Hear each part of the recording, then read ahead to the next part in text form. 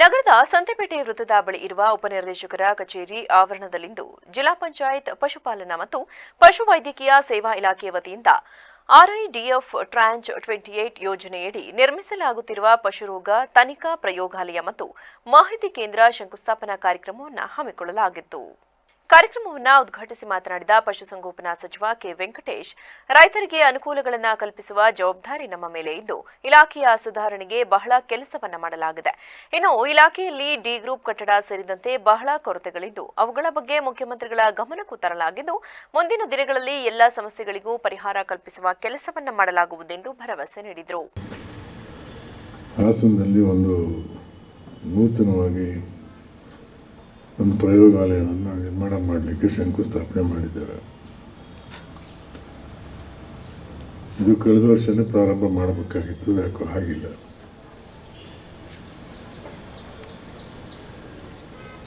ಜಾಗ ನನಗೆ ಅನಿಸಿದ್ದು ಅಲ್ಲಿ ನಾವು ಪೂಜೆ ಮಾಡಿದಾಗ ಬೇರೆ ಕಡೆ ಏನಾದರೂ ಜಾಗ ಕೊಟ್ಟು ಇನ್ನೂ ಒಳ್ಳೆಯದೇನು ಅನಿಸುತ್ತೆ ನನಗೆ. ಇನ್ನು ಸ್ವಲ್ಪ ಜಾಗ ವಿಶಾಲವಾಗಿದ್ದರೆ ಅನುಕೂಲ ಆಗುತ್ತೆ. ಏಕೆಂದರೆ ದನಗಿನಗಳೆಲ್ಲ ಬರಬೇಕು ಅಂತಂದರೆ ಸ್ವಲ್ಪ ಹಿಂಸನೆ ಆಗ್ಬೋದು ಅಂತ ಅನ್ನಿಸ್ತದೆ.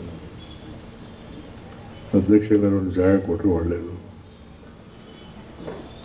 ಏನಾದ್ರು ಹುಡುಕಿ ಒಂದು ಜಾಗ, ಒಂದು ದೊಡ್ಡ ಜಾಗ ಏನು ಬೇಕಾದ್ರೆ ಒಂದು 60-40 ಕೊಟ್ಟರು ಸಾಕು. ಅಷ್ಟು ಈಗ ಅಷ್ಟು 30-60 ಏನೋ ಇದೆ ಅಂತ ಹೇಳಿದ್ರು. ಸ್ವಲ್ಪ ಚಿಕ್ಕದು ಅಂತ ಅನಿಸುತ್ತೆ ನನಗೆ. ಆ ದೃಷ್ಟಿಯಿಂದ ಅಧ್ಯಕ್ಷ ದಯಮಾಡಿ ಏನಾದ್ರು ಅವಕಾಶ ಆದರೆ ಒಂದು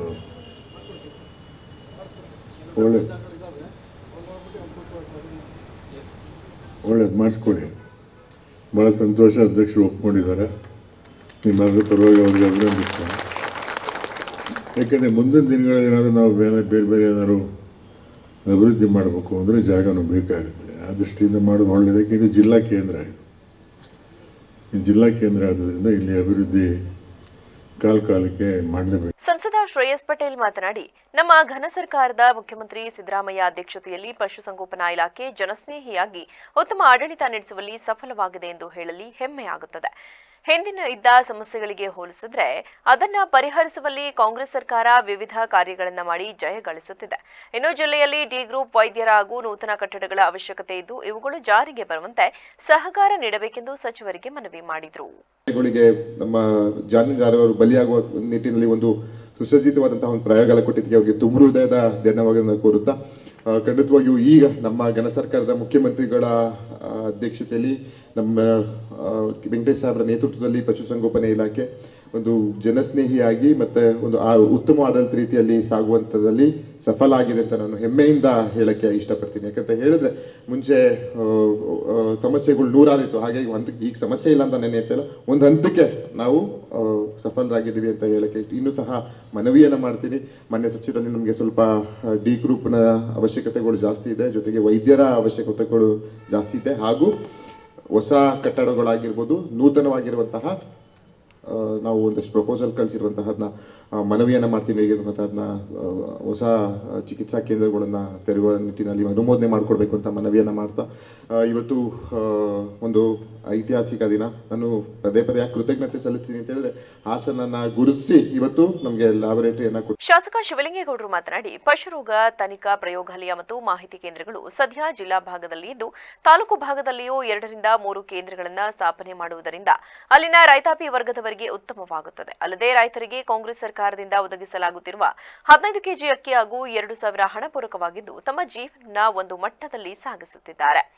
ಈ ಸಂದರ್ಭದಲ್ಲಿ 2-3 ಹಸುಗಳನ್ನು ಸಾಕಲು ಶಕ್ತಿಯುಳ್ಳ ಕುಟುಂಬಗಳಿಗೆ ಉತ್ತಮವಾದ ರೀತಿಯಲ್ಲಿ ಸಾಲ ಸೌಲಭ್ಯವನ್ನು ಒದಗಿಸುವ ಕೆಲಸವನ್ನ ಸರ್ಕಾರ ಮಾಡುವಂತೆ ಕ್ಯಾಬಿನೆಟ್ನಲ್ಲಿ ಚರ್ಚೆ ಮಾಡಿ ಯೋಜನೆ ಜಾರಿಯಾಗುವಂತೆ ಮನವಿ ಮಾಡಬೇಕು ಎಂದರು.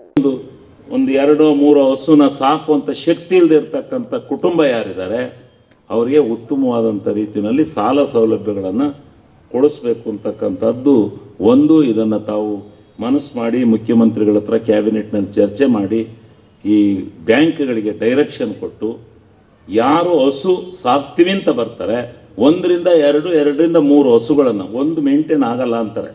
ಬಂದ ನಂತರ ಚರ್ಚೆ ಮಾಡ್ತಾರೆ, ಒಂದು ಮೇಂಟೈನ್ ಆಗಲ್ಲಣ್ಣ ಅಲ್ಲೆಲ್ಲಿ ಸರಿ ಹೋಗುತ್ತೆ ಅಂತಾರೆ, 2 ಆದರೂ ಲಾಭ ಐತೆ ಅಂತಾರೆ. ಅವರು ಒಂದು 30,000 ದುಡ್ಕತ್ತೀವಣ್ಣ ತಿಂಗಳಿಗೆ 25-30 ಅಂತಾರೆ. ಮನಬಿಚ್ಚಿ ಮಾತನಾಡ್ತಾರೆ ರೈತರು. ಇವತ್ತು ಎಲ್ಲರೂ ಆ ಉದ್ಯಮದಲ್ಲಿ ಭಾಗಿಗಳಾಗ್ಬಿಟ್ಟಿದ್ದಾರೆ.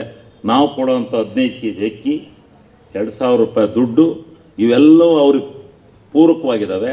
ಅದ್ರ ಜೊತೆಗೆ ಇವರಿಗೆ ಇದೊಂದು ಸ್ವಲ್ಪ ಆಗಿಬಿಟ್ರೆ ರೈತರು ಆ ವೃತ್ತಿನಲ್ಲಿ ಬಾಳವಾಗಿ ತೊಡಿಕೊಂಡು ಗ್ರಾಮೀಣ ಪ್ರದೇಶದಲ್ಲಿ, ನಗರ ಪ್ರದೇಶ ಈ ವೇಳೆ ನಗರಸಭೆ ಅಧ್ಯಕ್ಷ ಚಂದ್ರೇಗೌಡ ಸೇರಿದಂತೆ ಇತರರಿದ್ದರು.